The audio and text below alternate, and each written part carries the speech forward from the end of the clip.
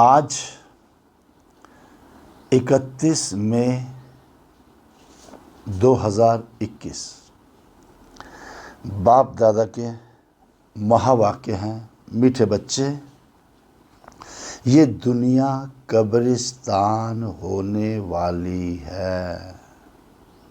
ये दुनिया कब्रिस्तान होने वाली है, इसलिए इससे दिल नहीं लगाओ। बाबा पहले बता रहे हैं, किसी से दिल लगा होगा, किसी व्यक्ति से, वस्तु से बहुत पछताना पड़ेगा। क्या करो फिर? परिस्तान को याद करो। जहाँ जाना है, सत्युग में जाना है, उसको याद करो। प्रश्न है, तुम गरीब बच्चों जैसा खुश नसीब दुनिया में कोई भी नहीं। क्यों? उत्तर है, क्योंकि तुम गरीब बच्चे ही डायरेक्ट उस बाप के बने हो जिससे सदगति का वर्षा मिलता है, जिसे आत्मा सुख शांति संपत्ति सब कुछ मिल जाती है। तो और गरीब बच्चे ही पढ़ते हैं, मुरली सुनते हैं। साहूकार, जिनको साहूकारी का नशा है, यदि थोड़ा पढ़ेंगे भी तो उन्हें बाप की याद मुश्किल से रहेगी। क्लास कर भी लेंगे, कोर्स कर भी लेंगे कि योग में बैठे रहें, बाबा की याद में बैठे रहेंगे, वो उनको टाइम ही नहीं होगा। ये कि टाइम नहीं है, टाइम नहीं है, टाइम नहीं है। और तुम्हें तो अंत में इतना बाबा को याद करते हैं हम, इतना बाबा को याद करेंगे, तुम्हें तो अंत में बाप के सिवाय और कुछ भी याद नहीं आएगा। दुनिया वालों को तो घर परिवार रिश्ते नाते, है ना, सम्मान पैसे धन दौलत याद आएगा, और हमें कुछ भी याद नहीं आएगा।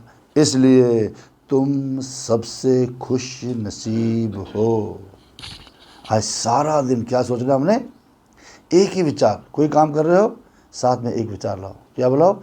हम सबसे खुश नसीब हैं। ठीक है? आज कम से कम 100 बार ये रिपीट करना अंदर अंदर से, हम सबसे खुश नसीब हैं। ठीक है? आज के हमारा पुरुषार्थ यही रहेगा, जब भी काम कर रहे हैं, हम सबसे खुश नसीब हैं। कौन कह रहा है? भगवान, मेरा बाप स्वयं कह रहा है। ये सोचते जाओगे, खुश नसीबी अपने आप आ जाएगी। गीत है, दिल का सहारा टूट न जाए। ओम शांति। बच्चों प्रति बाप समझा रहे हैं और बच्चे समझ रहे हैं कि बरोबर ये ज़माना, ये दुनिया अब कब्रिस्तान बनने वाला है। सबको मिट्टी में मिल जाने वाले हैं। पहले ये ज़माना परिस्तान था, परियों को रहने का स्थान था, देवी देवताओं का स्थान था। अब पुराना हो गया है, इसलिए इनको कहते हैं कब्रिस्तान। पहले क्या था? परिस्तान। अब बन गया ये कब्रिस्तान, क्योंकि सबको कब्र दाखिल होना ही है, सबको कब्र में अंदर जाने जाना है। अब पुरानी चीज़ कब्र दाखिल होती है। कब्र दाखिल होना में मिट्टी में मिल ही जाती है। 5 तत्वों का शरीर बना है, 5 तत्वों में विलीन हो ही जाना है। अब ये भी सिर्फ तुम बच्चे ही जानते हो, ये बातें दुनिया नहीं जानती। हाँ, कुछ विलायत वालों को मालूम होता है कि कब्र दाखिल होने का समय दिखता है। विलायत वालों ने, जिन्होंने इतने बड़े एटम्स बॉम्ब्स बनाए हैं, उनको पता है ये रखेंगे तो है नहीं, कंप्यूटराइज्ड है। एक ने भी कंप्यूटर चलाया, सारी दुनिया ख़त्म हो जाएगी। हमको दिख तो रहा है, समझ तो आ रहा है हमको। और तुम बच्चे भी जानते हो कि परिस्तान स्थापन करने वाला हमारा बाबा, फिर से आया हुआ है।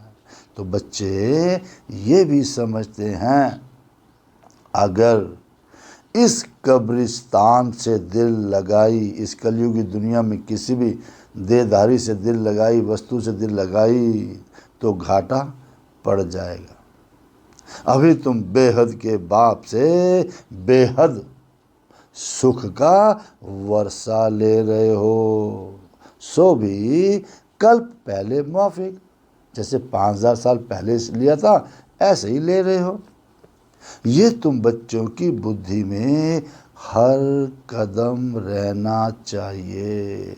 क्या रहना चाहिए? कि अभी वो समय आ गया है, हम अपने बेहद के बाप से बेहद सुख का वसीयत ले रहे हैं।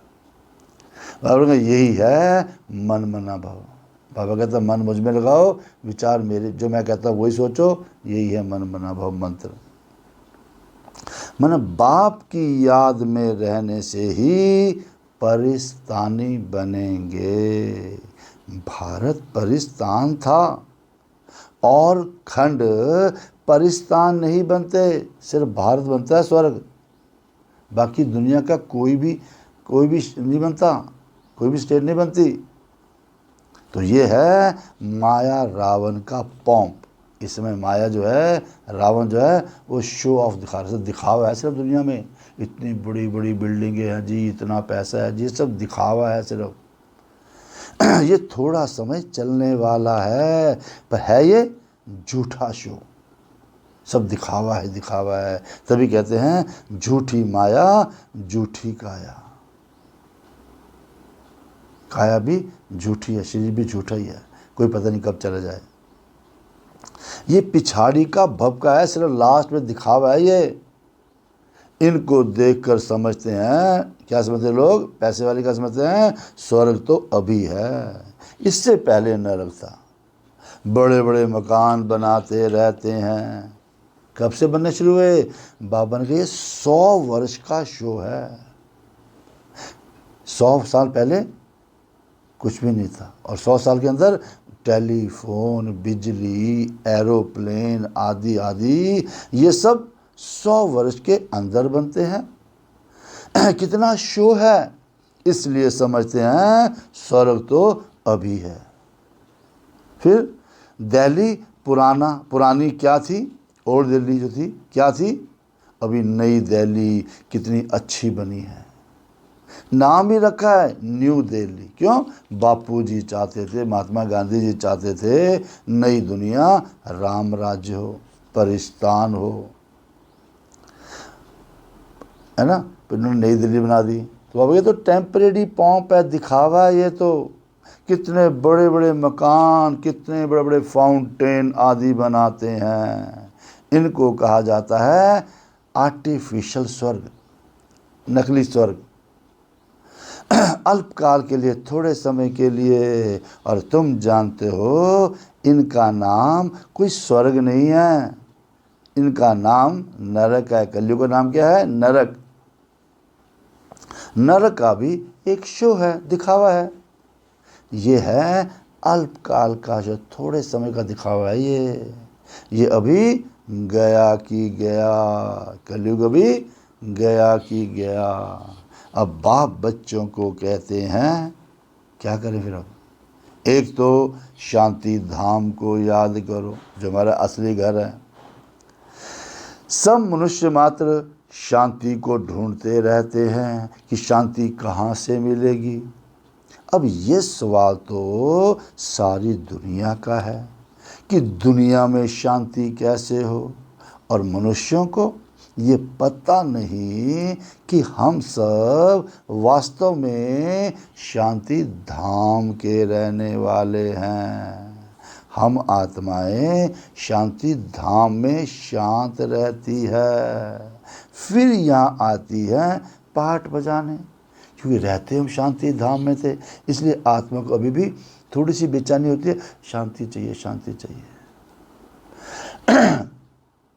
सो भी तुम ही बच्चों को मालूम है, और अभी तुम पुरुषार्थ कर रहे हो, मेहनत कर रहे हो सुख धाम जाने की, वाया शांति धाम। घर जाएंगे पहले, फिर आएंगे सत्युग में, सुख धाम में। हर एक की बुद्धि में है, हम आत्माएं अभी जाएंगी कहाँ? अपने घर, शांति धाम। और यहाँ तो शांति की बात हो ही नहीं सकती, क्योंकि ये है ही दुख धाम। कितना भी अच्छा कर लो, दुख मिलना ही मिलना है, ऐसी दुनिया है ये। सत्युग पावन दुनिया, कलयुग है पतित दुनिया। अब इन बातों की समझ अभी तुम बच्चों को आई है, और दुनिया वाले तो समझते जानते कुछ भी नहीं। तुम्हारी बुद्धि में आया है बेहद का बाप हमको सृष्टि चक्र के आदि मध्य अंत का राज समझाते हैं। फिर बाबा ने समझा दिया, फिर कैसे धर्म स्थापक आकर अपना अपना धर्म स्थापन करते हैं। अब सृष्टि में कितने अथाह मनुष्य हैं, कितनी पॉपुलेशन हो गई है। भारत में भी बहुत हैं, और यही भारत जब स्वर्ग था तब बहुत साहूकार थे, और कोई उस समय धर्म ही नहीं था। तो तुम बच्चों को रोज रिफ्रेश किया जाता है, तरोताज़ा किया जाता है समाचार सुना करके। तो क्या कहते हैं बाबा? बाप और वर्षे को याद करो।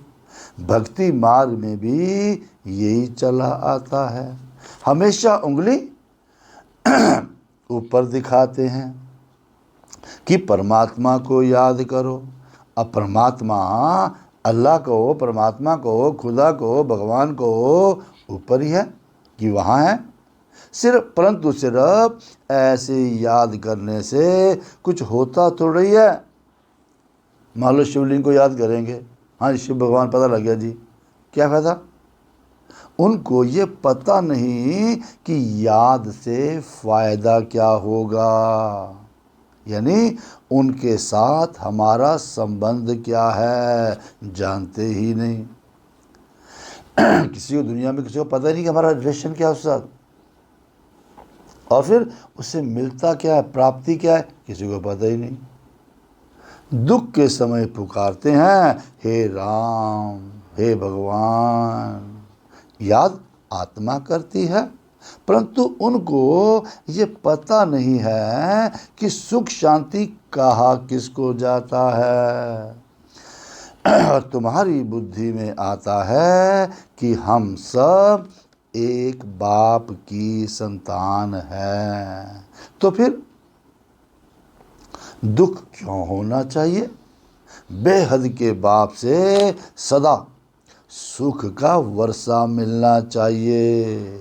ये भी चित्र में क्लियर है कि भगवान है ही स्वर्ग की स्थापना करने वाला। कहते हैं हेवनली गॉड फादर, वो आते भी भारत में ही है, परंतु ये कोई समझते नहीं है। देवी देवता धर्म की स्थापना जरूर संगम पर ही होगी, इस समय ही होगी, सत्युग में कैसे होगी, परंतु ये बातें दूसरे धर्म वाले जानते ही नहीं। तो ये तो बाप ही नॉलेजफुल है और समझाते हैं। आदि सनातन देवी देवता धर्म कैसे स्थापन हुआ। अब सत्युग की आयु शास्त्रों में लाखों वर्ष कहने से बहुत दूर कर देते हैं, और तुम बच्चों को चित्रों पर ही समझाना है कि भारत में इन लक्ष्मी नारायण का राज्य था। इन्होंने कैसे और कब ये राज्य पाया यही नहीं जानते, सिर्फ कहते हैं ये सत्युग के मालिक थे। उनके आगे जाकर भीख मांगते हैं। मंदिर में क्या करते हैं? उनके आगे जाकर भीख मांगते हैं, तो अल्पकाल के लिए, थोड़े टाइम के लिए कुछ ना कुछ मिल जाता है। कोई दान पुण्य करते हैं उनको भी अल्पकाल के लिए फल मिल जाता है। गरीब पंचायत के मुखी को भी इतनी ही खुशी रहती है जितनी साहूकार मुखी को। गरीब भी अपने को सुखी समझते हैं। अब बॉम्बे में देखो गरीब लोग कैसे कैसे स्थानों पर रहते हैं, है ना। बॉम्बे में सबसे ज़्यादा अमीर भी हैं, सबसे ज़्यादा गरीब भी हैं, झोपड़पट्टी वाले भी हैं, रहते तो बॉम्बे में ही सारे हैं। तो तुम बच्चे अभी समझते हो भल करोड़पति हैं, परंतु देखो अंदर जाकर के दुखी कितने हैं। तुम कहेंगे, क्या कहोगे, हमारे जैसा खुश नसीब दुनिया में और कोई है ही नहीं, क्योंकि हम डायरेक्ट बाप के बने हैं, जिस बाप से सदगति का वर्षा मिलता है। बड़े बड़े आदमी कभी भी ऊंच पद पा ही ना सके। जिनको साहूकारी का घमंड है वो ऊंच पद नहीं पा सकते। जो गरीब है वही साहूकार बन जाते हैं, क्योंकि पढ़ते तुम हो, वो तो अनपढ़ है। दुनिया वाले दुनिया ही पढ़ाई पढ़ी है, पर ये पढ़ाई से तो अनपढ़ है ना। भगवान कौन है, हम कौन हैं, कहाँ से आए हैं, कोई पता ही नहीं। बाबा के सब अनपढ़ है। चलो करके थोड़ा पढ़ेंगे भी तो भी बाप की याद में रह नहीं सकते। चलो कोई आएगा भी, सुन लेगा मुरली, कोर्स कर लेगा, उसको बोलो बाबा की याद में बैठे रहो, जितना हो सके बैठेंगे। वो कहेंगे जी टाइम ही नहीं है। और अंत में तुमको सिवाय बाप के और कुछ भी याद नहीं रहना है। जब टाइम मिले बाबा की याद में बैठ जाओ। काम कर रहे हैं उसकी याद में, चलते फिरते काम करते उसकी याद में बैठे रहो, फिर वही याद आएगा लास्ट में। कितना बाबा आसान तरीका बता रहे हैं। थोड़े बाबा ने कहा जानते हो क्यों ऐसा करना है, हम जानते हैं कि सब कब्रिस्तान होना है। बुद्धि में रहना चाहिए, ये जो हम धंधा आदि करते हैं, नौकरी करते हैं, थोड़े समय के लिए है। धनवान लोग धर्मशालाएं आदि बनाते हैं, पुण्य करते हैं ना, चलो धर्मशाला बना दें। वो कोई धंधे के लिए नहीं बनाते, बिजनेस के लिए नहीं बनाते। जहाँ तीर्थ स्थान होता है वहाँ धर्मशालाएं नहीं हो तो कहाँ रहें। इसीलिए साहूकार लोग धर्मशालाएं बनाते हैं। चलो गरीब लोग वहाँ पर रह लेंगे, आम लोग रह लेंगे। ऐसे नहीं कि बिजनेसमैन लोग, व्यापारी लोग आकर व्यापार करें, इसलिए नहीं धर्मशाला बनाते। तो धर्मशाला इसलिए फ्री में दी जाती है। धर्मशाला तीर्थ स्थानों पर बनाई जाती है ना। ये लोग पुण्य करते हैं, और हमारा पुण्य क्या है, अब तुम्हारा सेंटर, ये सेंटर है ना बाबा का सेंटर, बड़े से बड़ा तीर्थ है। ये सबसे बड़ा तीर्थ स्थान है। तुम्हारे सेंटर जहाँ जहाँ हैं वो बड़े से बड़े तीर्थ है। तीर्थ में क्या करते हैं, भगवान को याद करते हैं। ये भगवान के बनाया हुआ है, जहाँ से मनुष्य को सुख शांति मिलती है, इसलिए जाते तीर्थ स्थान पर। तो तुम्हारी ये गीता पाठशाला बड़ी है, ये सेंटर हमारा है, बहुत बड़ा तीर्थ स्थान है, और ये सोर्स ऑफ इनकम है। जितना ध्यान से मुरली पढ़ोगे, जीवन में उतारोगे, धन अपना आप आता जाएगा, कमाई अपना आप होती जाएगी। इससे तुम्हारी बहुत आमदनी होती है। यहाँ है असली आमदनी। तुम बच्चों के लिए ये भी धर्मशाला है। ये क्या है, बाबा कहते हो सेंटर बोलो चाहे धर्मशाला बोलो, ये धर्मशाला है और बड़े से बड़ा तीर्थ है। किसी को बोलो आओ तीर्थ स्थान पर आना, ये है सच्चा तीर्थ, क्योंकि तुम बेहद के बाप से बेहद का वर्षा लेते हो। इस जैसा बड़े से बड़ा तीर्थ कोई होता ही नहीं। उन तीर्थों पर जाने से तो मिलता तुमको कुछ भी नहीं, ये भी तुम समझते हो। और भगत लोग बड़े प्रेम से मंदिर आदि में चरण अमृत पीते हैं। गुरु जी के नहीं, गुरु जी को नहलाएंगे, उनके चरणों से पानी निकलेगा, वो इकट्ठा कर लेंगे, लो जी चरण अमृत पियो। है ना, कितने भक्ति मार्ग में बुरा हाल है। समझते हैं उन्हीं से हमारा हृदय पवित्र हो जाएगा, परंतु वो तो पानी है। यहाँ तो बाप कहते हैं मुझे याद करो तो वर्षा मिलेगा, वसीयत मिलेगी। अभी बेहद के बाप से तुमको अविनाशी ज्ञान रत्नों का खजाना मिलता है। अब भक्ति में देखो, अक्सर करके शंकर के पास जाते हैं। क्यों? समझते हैं अमरनाथ ने पार्वती को कथा सुनाई, तब कहते हैं भर दो झोली, है ना, भर दो झोली। तुम अविनाशी ज्ञान रत्नों से झोली भरते हो। असली झोली तो इससे भरनी है, ज्ञान रत्नों से। हो बाकी अमरनाथ कोई एक को थोड़ा ही बैठकर कथा सुनाएंगे। कहते अमरनाथ पार्वती को ऊपर ले गया टीले पर, वहाँ कहानी सुनाई। अब बताओ, पार्वती उसकी बीवी, उसने क्या गलत काम किया भाई? उसको ले गया। या अगर कहानी सुनाई, एक को क्यों ले गया, बाकी को क्यों ले गया? बाकी अमरनाथ कोई एक को थोड़ा ही बैठकर कथा सुनाएंगे, ज़रूर बहुत होंगे, और वो भी मृत्यु लोक में ही होंगे। भगवान अगर आएगा तो इसी कलयुग में आएगा, यही ज्ञान देगा। अब सूक्ष्म वतन में दिखाते हैं शंकर को, वहाँ तो कथा सुनाने की दरकार ही नहीं, है ना। यहाँ सुनाएंगे। अब अनेक तीर्थ बनाए हैं, साधु संत महात्मा आदि वहाँ ढेर जाते हैं। अमरनाथ पर लाखों आदमी जाते हैं। फिर कुंभ के मेले पर गंगा स्नान करने सबसे जास्ती जाते हैं। समझते हैं कुंभ में, गंगा में, कुंभ के मेले में नहाने से हम पावन बन जाएंगे। वास्तव में कुंभ का मेला ये है, तीर्थ स्थान भी यही है, सबसे बड़ा कुंभ ये है, सेंटर हमारा। वो मेले तो जन्म जन्मांतर करते आए, परंतु बाप कहते हैं इससे वापस अपने घर कोई भी जा नहीं सकते।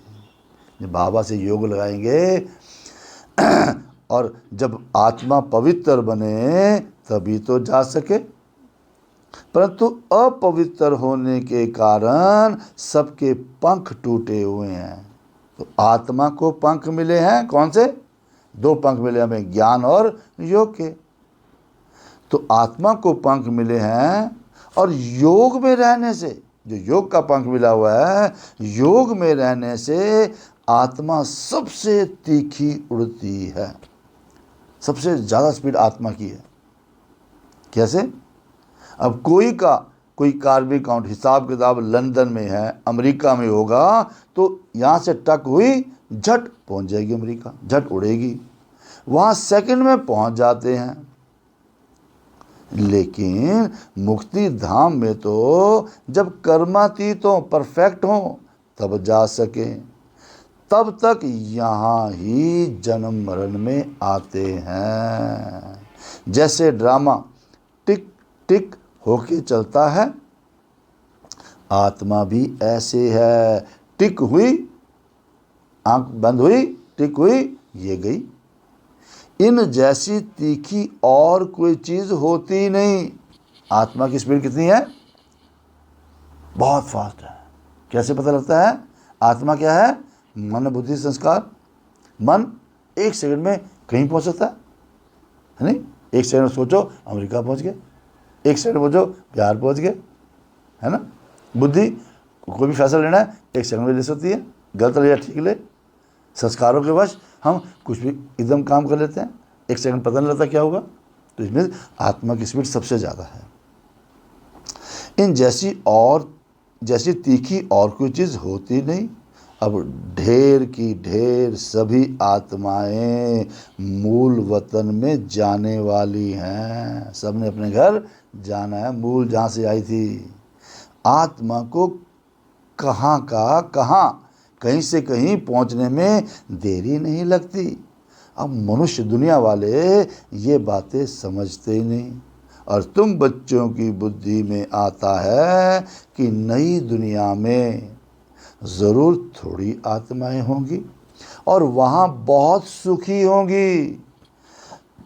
वही आत्माएं अब 84 जन्म भोग बहुत दुखी हुई हैं। हमें सत्यु की आत्माएं सुखी थी, अब यहाँ पर जो दुखी हुई हैं। तुमको सारे चक्कर का मालूम पड़ा है, तुम्हारी बुद्धि चलती है, और कोई मनुष्य मात्र की बुद्धि नहीं चलती। प्रजापिता ब्रह्मा भी गाया हुआ है, कल पहले भी तुम ऐसे ही ब्रह्मा के कुमार कुमारी बने थे। कौन है सब ब्रह्मा के कुमार कुमारी। और तुम जानते हो कि हम प्रजापिता ब्रह्मा के बच्चे हैं। प्रजापिता में मनुष्य सृष्टि की जिसका जो स्थापक है परमात्मा, इनके द्वारा स्थापना की, उसके हम बच्चे हैं। हमारे द्वारा बाबा स्वर्ग की स्थापना करा रहे हैं। जब नंबरवार पुरुषार्थ अनुसार लायक बन जाएंगे तो फिर पुरानी दुनिया का विनाश होगा। हमारी इंतजार हो रही है कि बच्चे फटाफट लायक बन जाएं। त्रिमूर्ति भी यहाँ ही गाया हुआ है। त्रिमूर्ति का चित्र भी रखते हैं, उसमें शिव को दिखाते नहीं। फिर 3 मुंह ब्रह्मा के दिखा दिए। क्या मतलब बना 3 मुंह का भी? त्रिमूर्ति शिव है, ना कि त्रिमूर्ति ब्रह्मा। कहा भी जाता है ब्रह्मा द्वारा स्थापना, द्वारा कौन कराते हैं? शिव बाबा। विष्णु द्वारा पालना। तो तुम ब्राह्मण अभी लायक बन रहे हो किसके? देवता बनने के लिए। अभी तुम वो पाठ बजा रहे हो, कल्प के बाद फिर बजाएंगे। यानी तुम पवित्र बनते हो। कहते हो बाबा का फरमान है, बाबा का ऑर्डर है, काम रूपी शत्रु को जीतो। जो काम विकार है वो हमारा शत्रु है, उसको जीतो। कैसे? माम एकम याद करो, मुझ एक को याद करो। बहुत सहज है। भक्ति मार्ग में तुम बच्चों ने बहुत दुख देखे हैं, बाबा को पता है। करके थोड़ा सुख है तो भी अल्पकाल के लिए। भक्ति में साक्षात्कार होता है सो भी अल्पकाल के लिए। तुम्हारी आश पूरी होती है, दर्शन हो गए, खुश दर्शन हो गए जी, ये साक्षात्कार होता है। बाबा ने कहा वो भी मैं कराता हूँ। अब हनुमान को फोटो मूर्ति लगी हुई है, वो तो पत्थर है, पत्थर की मूर्ति है, वो तो ना साक्षात कराएंगे, कराने वाला तो मैं ही हूँ। ये भी ड्रामा में फिक्स है, नूद है। जो पास्ट हुआ, जो बीत गया, second by second drama shoot किया हुआ है। ऐसे नहीं कहते हैं अभी शूट हुआ, नहीं, ये तो अनादि बना बनाया ड्रामा है, पहले का बना बनाया ड्रामा है। तो जितने भी एक्टर्स हैं सबका पाठ अविनाशी है। आत्मा कभी मरती नहीं, करती नहीं, सबका पाठ अविनाशी है। बाकी मोक्ष को कोई नहीं पाते कि द्वारा हम आवागमन में ना आए, ऐसा कभी नहीं होता। सन्यासी लोग कहते हैं हम परमात्मा में लीन हो जाएंगे, ब्रह्म में लीन हो जाएंगे। ब्रह्म को वो परमात्मा समझते हैं, समझते हैं लीन हो जाते हैं। बाप समझाते हैं अरे तुम तो अविनाशी आत्मा हो। आत्मा बिंदी है और इतनी छोटी सी बिंदी में 84 जन्मों का पाठ फिक्स है, नूंदा हुआ है। ये चक्कर चलता ही रहता है। जो पहले पहले पाठ बजाने आते हैं वही 84 जन्म लेते हैं। सत्यु में शुरू में आएंगे वही 84 जन्म लेंगे। सब तो 84 जन्म ले ना सके तो तुम्हारे सिवाय और कोई की बुद्धि में ये ज्ञान नहीं है, ज्ञान का सागर एक ही बाप है। तुम जानते हो हम बाप से वर्षा ले रहे हैं। बाप हमको पति से पावन बनाते, जितना प्योर बनते जाएंगे उतनी खुशहाली आती जाएगी, संपत्ति आती जाएगी, सब कुछ आता जाएगा। तो सुख और शांति का वर्षा देते हैं। सतयुग में दुख का नाम निशान नहीं होता। तो बाप कहते हैं आयुष्मान भव, धनवान भव, पुत्रवान भव। निवृत्ति मार्ग वाले ऐसी आशीर्वाद दे ही न सके। क्यों नहीं दे सकते? निवृत्ति मार्ग वाले सन्यासी दे नहीं सकते, क्यों? और पुत्रवान भव, वो तो फैमिली को मानते ही नहीं है ना। धनवान, वो धन को मानते नहीं है, कहते सुख तो है ही नहीं, कागुष्टा समान है, कैसे देंगे आशीर्वाद हो? तो तुम बच्चों को बाप से वर्षा मिल रहा है। तो सत्युग त्रेता है सुख धाम। फिर दुख कैसे होता है ये भी दुनिया में कोई नहीं जानते, कि देवताएं वाम मार्ग में कैसे जाते हैं, विकारों में कैसे जाते हैं। वो निशानियां हैं कहाँ पर? जगन्नाथपुरी में, जो मंदिर है जगन्नाथपुरी का, वहाँ पर देवताओं के चित्र ताज आदि पहने हुए दिखाते हैं। फिर गंदे चित्र भी बनाए हैं, बिल्कुल नंगे नंगे चित्र बनाए हैं वहाँ पर जगन्नाथपुरी में। अभी तो हटा दिया गवर्नमेंट ने, पहले थे। इसलिए उनकी मूर्ति भी काली रखी, वहाँ पर सारी मूर्तियाँ काली दिखाई हैं, जिससे सिद्ध होता है कि देवताएं वाम मार्ग में जाते हैं, विकारों में जाते हैं, तो अंत में बिल्कुल काले बन पड़ते हैं। अभी तुम जानते हो ये भारत कितना सुंदर था। फिर तमो प्रधान बनना ही है ड्रामा के प्लान अनुसार। अब आपकी बैटिंग आएगी तो बॉलिंग भी तो करनी पड़ेगी ना, खेल है ना ये, दोनों करने पड़ेंगे, अच्छा भी बनेंगे बुरा भी बनेंगे। अभी संगम पर तुमको ये नॉलेज है, क्योंकि बाप है नॉलेजफुल। तुम्हारा एक ही बाप, टीचर, गुरु तीनों है। ये सदैव बुद्धि में रहे कि शिव बाबा हमको पढ़ाते हैं, और ये है बेहद की पढ़ाई, जिससे तुम नॉलेजफुल बन गए हो। तुम सब कुछ जानते हो, दुनियादारी के बारे में सब कुछ जानते हो। वो कहते हैं जो सन्यासी हैं शास्त्रवादी, वो कहते हैं परमात्मा सर्वव्यापी है, और तुम कहते हो वो तो पतित पावन है, तो पतितों को पावन बनाने वाला है। कितना रात दिन का फर्क है। तो अभी तुम बने हो मास्टर नॉलेजफुल, वो भी नंबरवार। जो बाप के पास है वही तुमको सिखाते हैं। तुम भी सबको ये बताते हो, क्या बताते हो? बाप को याद करो, तो 21 जन्मों के लिए वर्षा मिलेगा। अच्छा, मीठे मीठे सिक्की लदे बच्चों प्रति माता पिता बाप दादा का याद प्यार और गुड मॉर्निंग।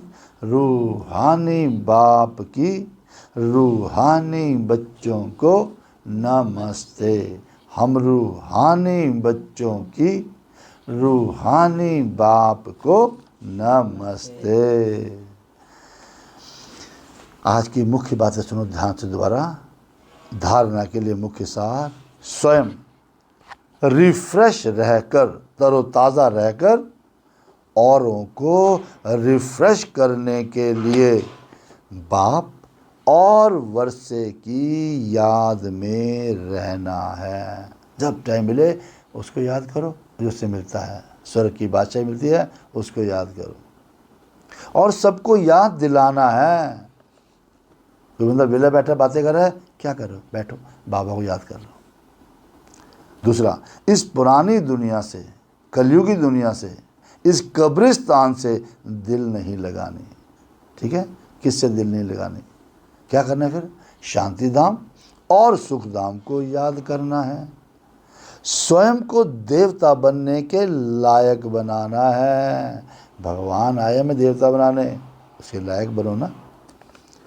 कैसे बनेंगे? वरदान, नशे और निशाने की स्मृति से सर्व कर्म इंद्रियों को ऑर्डर प्रमाण चलाने वाले ताज व तखत नशीन भव। अपने को देखो, ताज लगा हुआ है, 2 ताज लगे हैं, और तखत पे तखत बैठे हैं, और बाबा के दिल पे तखत पे चढ़ रहे हैं। विश्व का तखत मिल रहा है हमारे को। कैसे? जब हमारी सब कर्म इंद्रियां हमारे ऑर्डर पे चलेंगी। शरीर की कर्म इंद्रियां जितनी भी हैं, आँख, मुंह, नाक, कान, जो आत्मा राजा है ना, जो आत्मा राजा ने ऑर्डर किया वैसे चलेंगी। कैसे होगा? उसके लिए उसमें ज्ञान योग का, पवित्रता का नशा और निशाना होना चाहिए। निशाने की स्मृति रहे। मेरे को नशा किस बात का है? पवित्रता का। और मेरा लक्ष्य क्या है ना, मैंने बनना क्या है? ये नशा रहना चाहिए। नशे और निशाने की स्मृति से सर्व कर्म इंद्रियों को ऑर्डर प्रमाण चलाने वाले ताज व तखत नशीन भव।